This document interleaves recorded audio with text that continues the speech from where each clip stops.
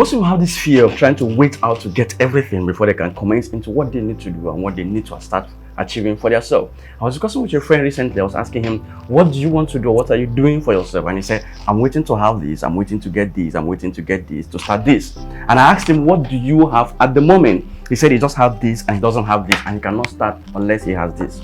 And I looked at him and I said, do you know how long you've been waiting for you to get this before you can do this I've been talking about? And I asked him, how long have you been waiting? He said, he has been waiting maybe like since for some years now, he's trying to get this. I said, then why don't you start up something with this that you have? He said, cannot start, it's not going to look okay, it's not going to look good enough.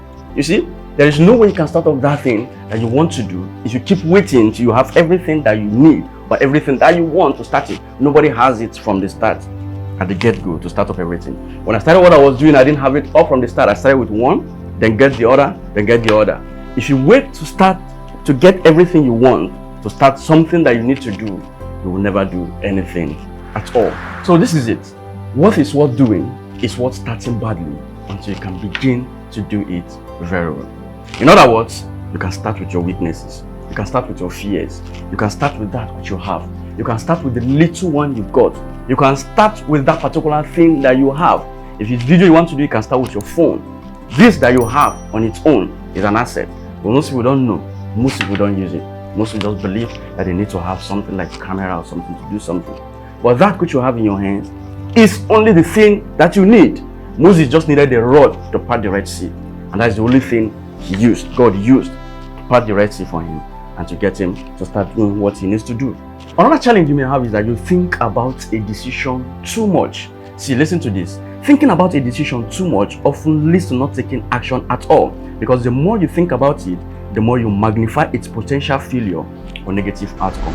In other words, decide what you want to do and execute immediately. If you fail, you learn from it. There are no failures, there are only lessons and feedbacks. Thinking too much can sometimes cause you to make the mistakes you are trying to avoid by overthinking about it. But most times, when you take calculated and decisive prompt actions, the results, often most of the times, comes out positive. Overthinking slows down doing. Go take action and take action now. So the point I'm making in this video is that don't wait to get everything that you want. That which you want to do, start it badly, start it poorly, start it with that weakness, start it in the way that you are. From that place, you learn, you improve, you develop, you grow. And when you grow, you become better. When you become better, you do better.